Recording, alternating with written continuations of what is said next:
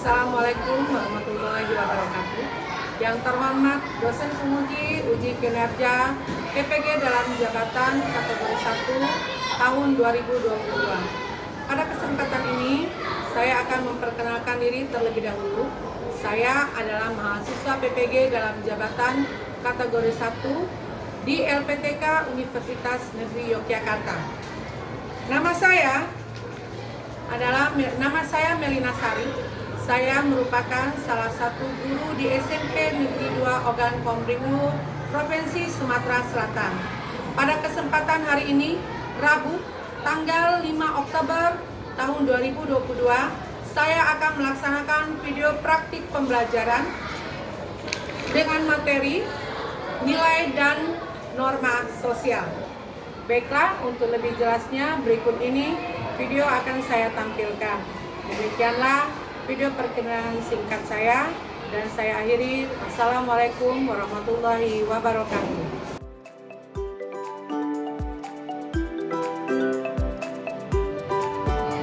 Assalamualaikum warahmatullahi wabarakatuh. Waalaikumsalam warahmatullahi wabarakatuh.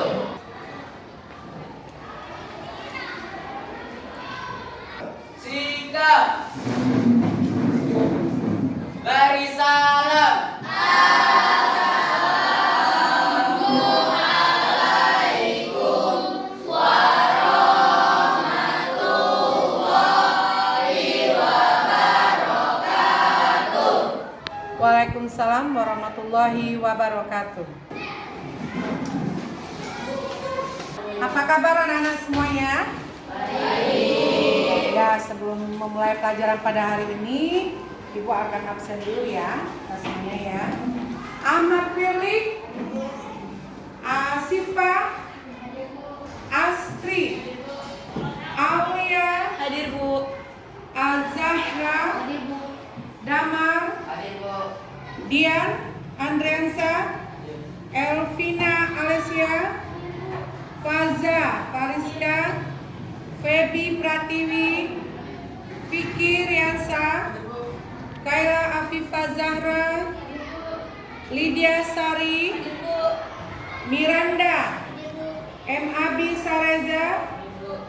Alhamdulillah semuanya sudah hadir dan sehat semuanya. Hari ini kita jam pelajaran terakhir ya. Oke, apakah kalian masih ingat materi kita pada minggu sebelumnya? Materi kita mengenai apa? Tentang tentang interaksi sosial. Oke, tentang interaksi sosial. Adakah yang masih ingat apa yang dimaksud dengan interaksi sosial? Coba, siapa yang masih ingat?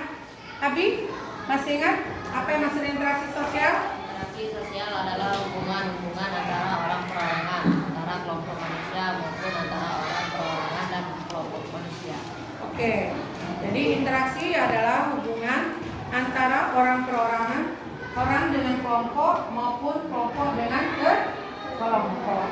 Kemudian kalau itu sudah dimaksudkan interaksi, sekarang apa saja syarat terjadinya interaksi? Ada yang ingat? Apa saja syarat terjadinya interaksi? Ya, silakan. Misalnya Ada komunikasi atau hubungan antar individu. Dua, adanya kontak sosial baik secara fisik maupun non fisik. Oke, itu tadi syarat terjadinya interaksi sosial. Kemudian kalau dia ada syarat, itu pasti ada faktor pendorong. Faktor pendorong terjadinya interaksi. Apa? Ada yang tahu? Faktor pendorong? Ya, coba.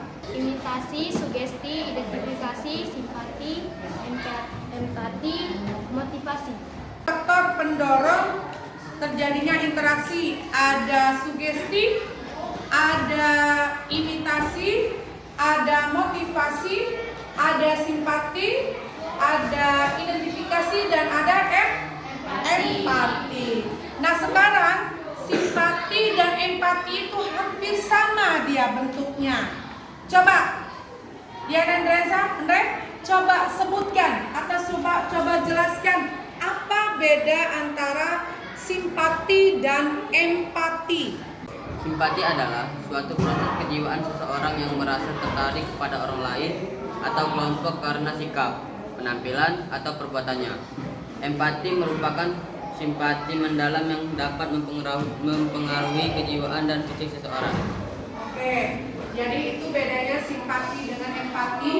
Kalau dia simpati itu dia tidak melibatkan perasaan, hanya sekilas saja simpati dengan mungkin dari tingkah lakunya atau simpati dengan pangkatnya, itu dia kalau simpati. Tapi kalau empati itu dia sudah berhubungan dengan perasaan.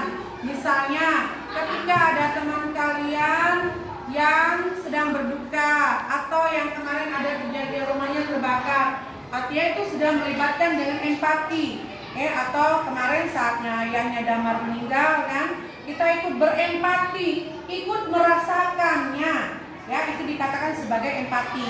Jadi kalau simpati hanya sekedar simpati saja, tapi kalau dia empati sudah melibatkan dari hati, Nah, pada hari ini kita akan meneruskan materi mengenai interaksi sosial, ya. Jadi di dalam interaksi sosial itu tadi kemarin ada bentuk-bentuk interaksi, yaitu asosiatif dan disosiatif, ya. Ada bentuk interaksi yang positif dan ada bentuk asosiatif, bentuk interaksi yang disosiatif. Sekarang kita akan melihat materi Ibu hari ini.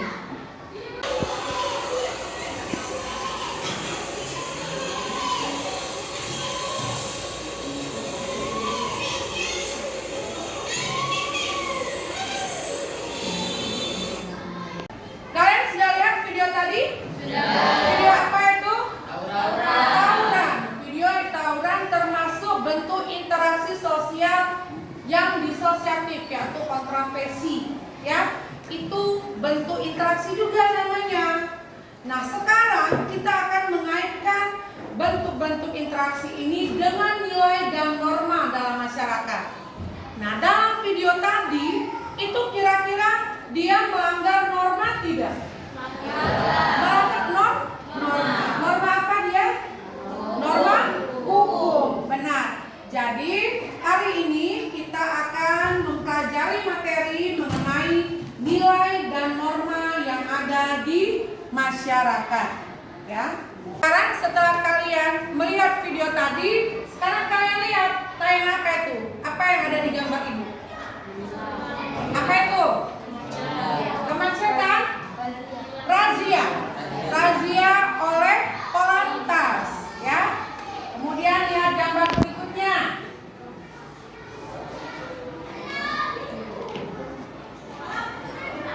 Nah, ini apa yang terjadi? Kalau tadi razia, ini apa dia? Kemacetan. Apa yang menyebabkan kemacetan? Tidak tertibnya lalu lintas, asal menyerobot. Nah, itu terlihat itu. Biasanya yang seperti ini di daerah pertigaan, atau perempat yang sering terjadi itu setiap pagi di Simpang 4 Sukaraya, tapi bukan di Sentosa. Simpang 4 Sukaraya, Bakso Sidalingu. Itu setiap pagi ataupun siang hari, setiap pagi yang jelas itu yang sering Ibu alami, itu saling menyerobot. Yang nak duluan, yang nak lurus, ada yang nak belok ke kanan, ada yang nak belok ke kiri, yang dari situ tadi nak lurus, tidak mau saling mengalah, menyerobot. Hasilnya adalah terjadinya kemacetan. Ini juga termasuk dengan pelanggaran dalam lalu lintas.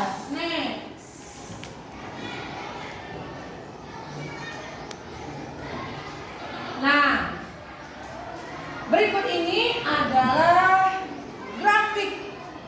grafik jumlah penindakan lalu lintas dan angkutan jalan. Penindakannya, jadi itu terlihat dari tahun ini, tahun 2019, data lama Ibu ambil. Ini terlihat sekali yang paling banyak melakukan pelanggaran itu adalah roda 2, ya. Angkutan, ada juga di angkutan motor. Ini berarti banyak sekali yang melakukan pelanggaran itu adalah dari sepeda motor. Ya, kalian ini sudah ada yang pakai bawa motor ke sekolahan? Tidak ya, tidak boleh dulu nah ya, kan kalian belum punya SIM. Oke, next dulu. Jadi indikator tujuan pembelajaran kita pada siang hari ini, yang pertama, kalian dapat mengidentifikasikan aturan-aturan yang berlaku, kemudian tujuan diberlakukan aturan, serta dampak yang terjadi jika melanggar aturan dalam lingkungan masyarakat.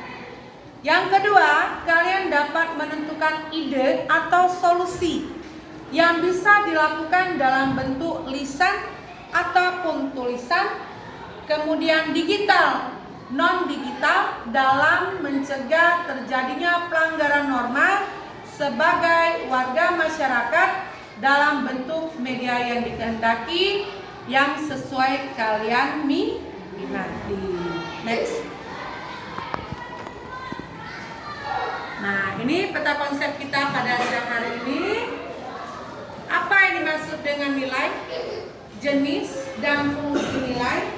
Kemudian, apa yang dimaksud dengan norma sosial, jenis, dan fungsi norma sosial?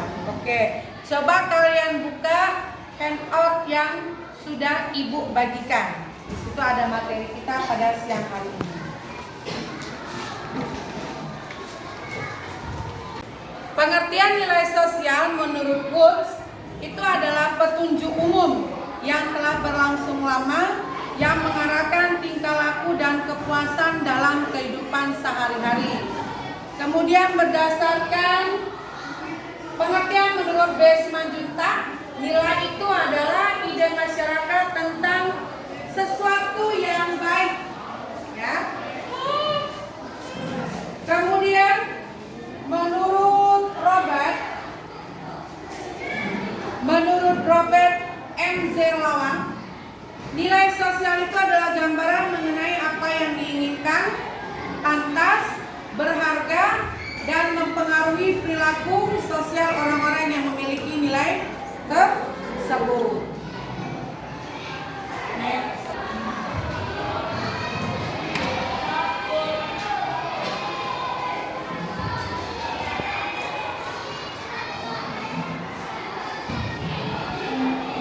Sekarang mengenai jenis-jenis nilai sosial, itu ada 3. Yang pertama adalah nilai materi, kemudian nilai vital, dan nilai kerohanian. Nah, kalau dia berhubungan dengan nilai materi, ini artinya yang berhubungan dengan kebutuhan jasmani kita. Apa kebutuhan jasmani kita? Contohnya itu adalah makan.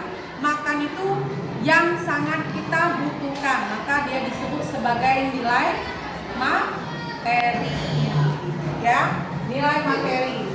Kemudian nilai vital ini adalah segala sesuatu yang berguna bagi manusia untuk mengadakan aktivitas atau kegiatan. Lanjut dengan jenis-jenis nilai sosial. Yang pertama ada nilai material. Ini berhubungan dengan sandang atau papan, kebutuhan pokok manusia. Kita membutuhkan makan untuk keberlangsungan hidup kita, itu disebut dengan nilai materi. Kemudian kalau nilai vital ini dia segala sesuatu yang berguna bagi manusia untuk dapat mengadakan aktivitas atau kegiatan. Contohnya, kalian membutuhkan buku pelajaran untuk menunjang proses belajar kalian di sekolah. Kalian butuh buku tulis seperti itu, kan? Itu disebut sebagai nilai vital. Kemudian ada yang ketiga, nilai kerohanian. Nah, nilai kerohanian ini berhubungan dengan rohani. Apa? Misalnya ya kita sesekali mengikuti majelis taklim, atau kalian sesekali atau setiap hari Minggu mengikuti didikan subuh, ya. Itu termasuk dalam nilai kerohanian.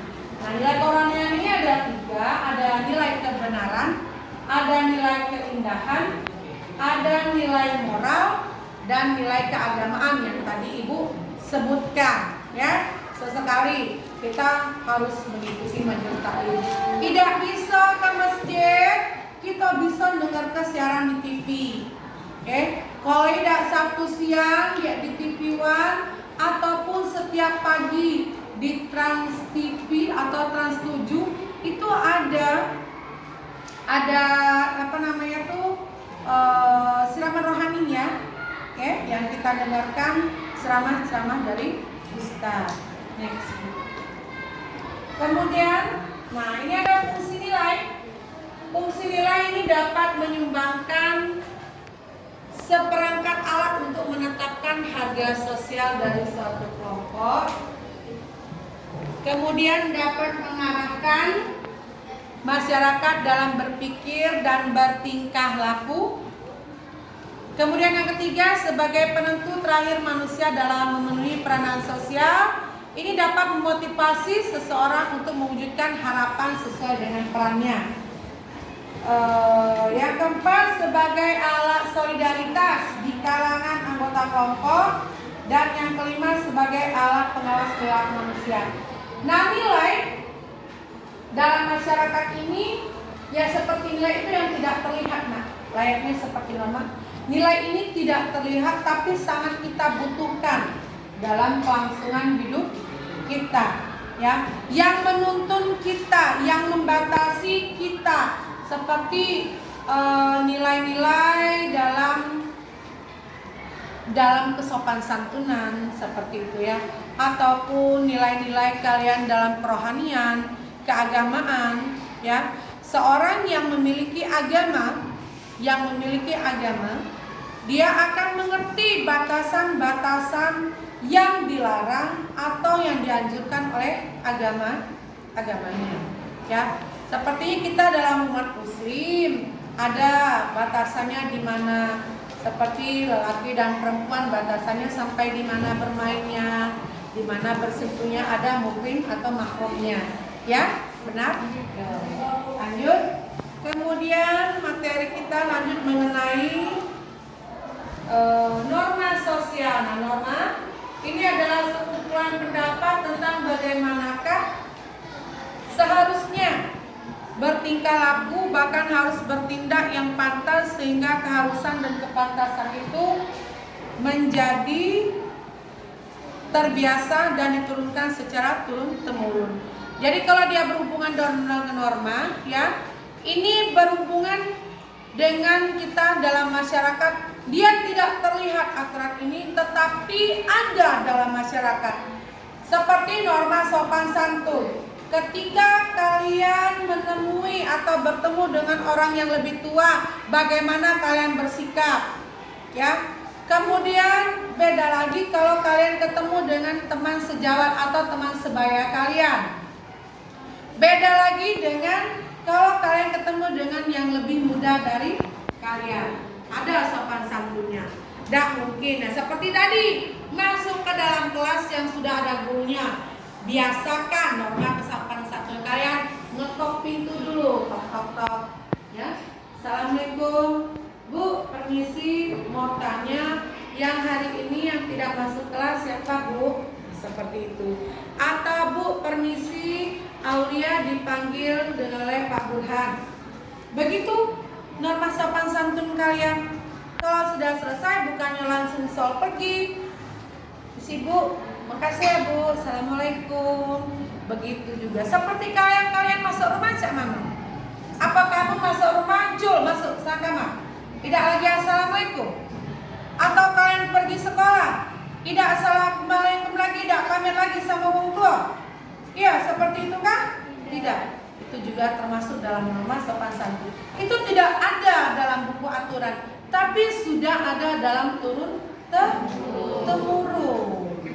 Nah, untuk mempersingkat waktu nanti kita akan jelaskan lagi. Sekarang kalian akan Ibu bagikan LKPD, ya. Kalian silakan berdiskusi berdasarkan gambar yang kalian lihat tadi dan sedikit penjelasan ibu. Nanti setelah kalian diskusi akan saya tambahkan dalam penjelasan. Kalian akan membentuk 4 kelompok, jadi masing-masing kalian isinya 5 ya. Pokoknya dalam 4 kelompok. Silakan bentuk kelompoknya. Digeser saja mejanya, ayo.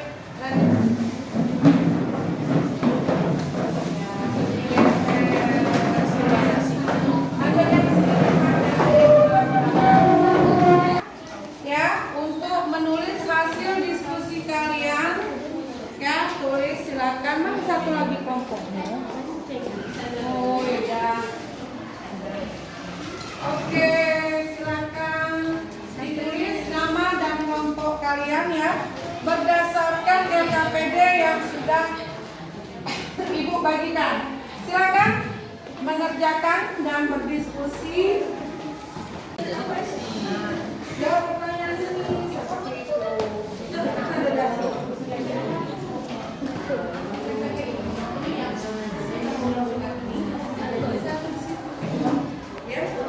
Ini sama yang ini kan sama pertanyaannya. Jadi kalian rembukan dulu, ya. Kalian rembukan. Ya,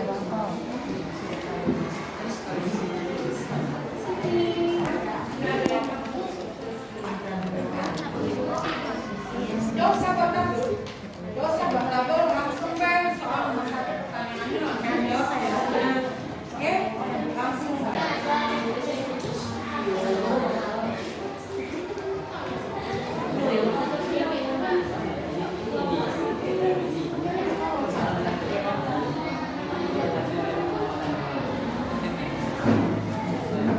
Oke, selesai diskusinya ya, nggak usah berlama-lama. Sekarang kalian saling melemparkan pertanyaan. Coba dari kelompoknya Zalpa memberikan pertanyaan. Coba Zalpa mau beri pertanyaan kepada kelompoknya siapa? Ke kelompok Aulia. Oke, silakan. Mana kelompoknya Aulia? Kelompok 2 punya ya. Oke, silakan. Oke, beri pertanyaannya. Zalpa. Pertanyaannya adalah dari hasil pengamatanmu, apa pendapatmu tentang gambar yang ada dalam artikel di atas? Oke, kita simpan dulu atau sudah mau kita simpan dulu atau kalian sudah memiliki jawabannya? Sudah memiliki jawabannya, silakan.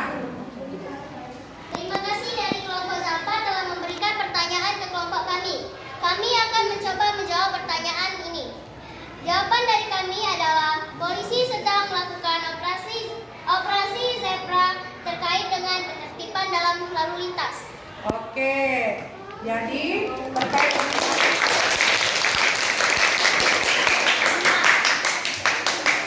di artikel di atas itu adalah mengenai tentang polisi yang sedang melakukan operasi zebra. Sekarang kelompoknya 2 mau memberikan pertanyaan ke kelompok mana?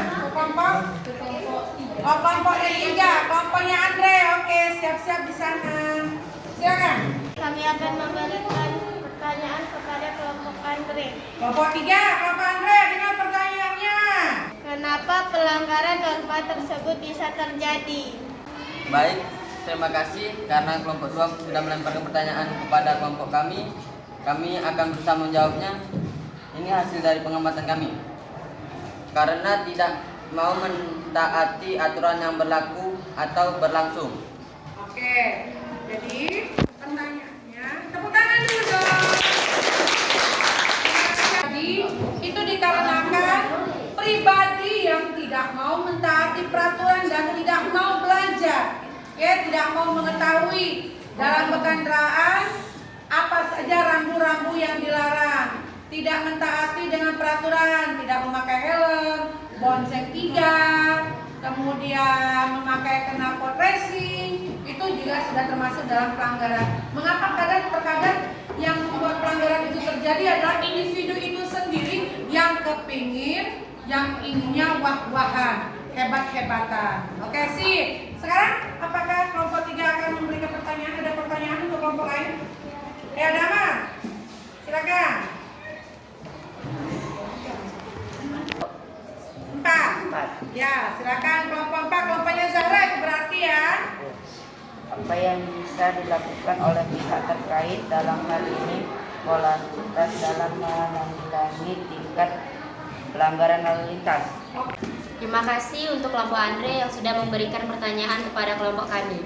Jawabannya adalah memberikan sanksi tilang dan memberikan himbauan tentang lalu lintas. Oke, terima kasih. Ya, jadi artinya tinggal kelompok 1 yang belum diberi pertanyaannya. Silakan, kelompok 4 beri pertanyaan untuk kelompok 1. Kami dari kelompok Zahra ingin memberi pertanyaan ke kelompok Zalfa. Pertanyaannya adalah, sebagai warga masyarakat, apa yang harus dilakukan untuk membantu pihak terkait agar kasus pelanggaran lalu lintas bisa diminimalisir? Oke, itu tadi pertanyaan dari kelompok 4. Baik, terima kasih kepada kelompok Zahra telah memberikan pertanyaan. Jawabannya adalah melengkapi surat-surat jika kita akan pergi dengan menggunakan kendaraan bermotor dan mematuhi tata tertib lalu lintas. Oke.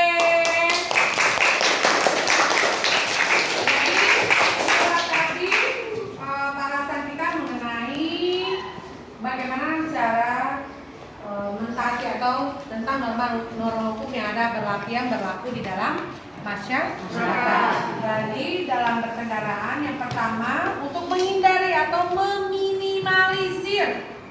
Itu yang pertama kita harus setiap kita mau berpergian harus menyiapkan surat kendaraan yang lengkap. Ada SIM, ada surat motor, ada STNK-nya. Jangan motor yang dibawa, maka kamu pakai motor yang dibawa STNK mobil, apalagi STNK sepeda. Ya? Nah, itu kemudian pakailah helm yang ber-SNI atau yang layak untuk dipakai. Helm. Kemudian yang keempat, mentaati peraturan. Jangan sen ke kanan, beloknya ke kiri. Itu cuma untuk mak-mak baik. Ya, jangan sen ke kanan, belok ke kiri. Kemudian lihat, ketika ada rambu lalu lintas yang ada tanda belok tapi diberi silang, itu artinya tidak boleh berbelok di sini. Atau tanda S, kemudian diberi tanda silang juga, itu berarti tidak boleh berhenti atau tidak boleh, atau tanda P disilang tidak boleh parkir di sini. Jadi dari sekarang kalian itu harus mengetahui apa saja rambu-rambu lalu lintas yang ada. Nah, jelas yang satu lagi, membawa kendaraan itu yang layak pakai. Jangan cak ibu bawa Vespa top ngadat tengah jalan. Vespanya tua dia daripada ibu. Tidak paham, tidak pasang bawahnya, akhirnya ada di tengah jalan. Jadi pakailah kendaraan yang layak pakai, ya. Jangan sepeda ontel, kamu nak nengah, apalagi sepeda ontel dibawa ke jalan tol, turun dan belakang. Oke, sekian itu rasa ibu sudah cukup. Sekarang kalian silakan menyimpulkan materi kita mengenai nilai dan norma hari ini. Oke, dari kelompoknya siapa yang mau memberikan kesimpulan tentang nilai dan norma satu-satu dong? Oke, kelompok Olia silakan. Silakan membacakan kesimpulan materi kita hari ini. Kesimpulan dari kelompok kami adalah: 1. Nilai memberikan orientasi kepada anggota masyarakat untuk berperilaku. 2. Norma dapat mencegah terjadinya perselisihan antara anggota masyarakat. Oke, sip.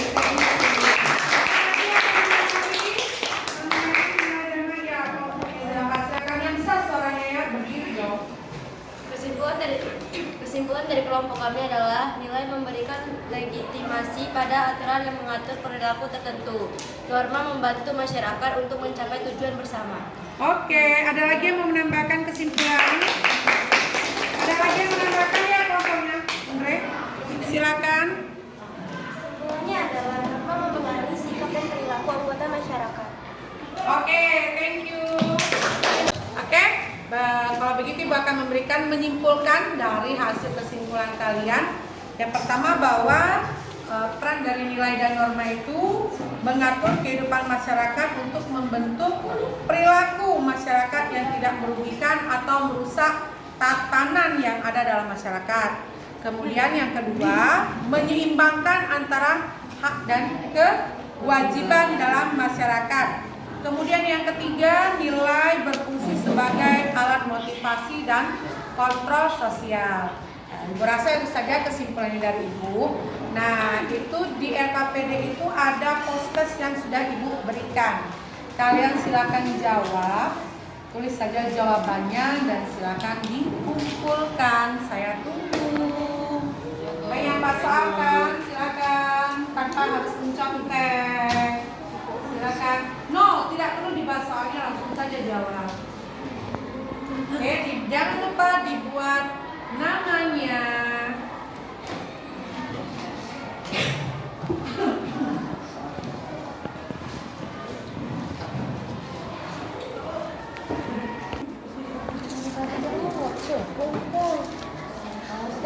Ya Allah ya Rabbi, itu per orang ya postesnya ya nak.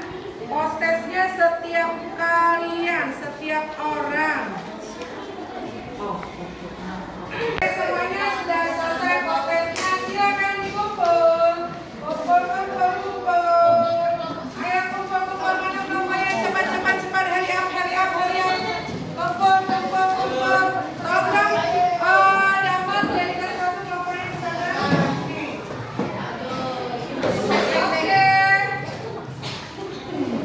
Selesai. Nah, sebentar lagi sudah mau keluar ya. Silakan siapkan meja kalian, silakan masukkan perlengkapan tulis kalian buku dalam tas masing-masing dan kita akan pulang. Cepat. Oke, sudah terima kasih atas pelajarannya kita hari ini, diskusi kita hari ini. Kita akan coba refleksi apa hal yang paling sulit ketika melakukan pembelajaran hari ini. Apa sih yang sulit menurut kalian? Apa? Menjawab soal postes itu susah ya. Kemudian bagaimana cara mengatasi kesulitan itu? Dengan berdiskusi. Jadi menjadi posesnya juga lebih sulit. Oke lah, terima kasih atas hari ini. Ya, wassalamualaikum warahmatullahi wabarakatuh. Silakan ketua kelas pimpin doa sebelum pulang.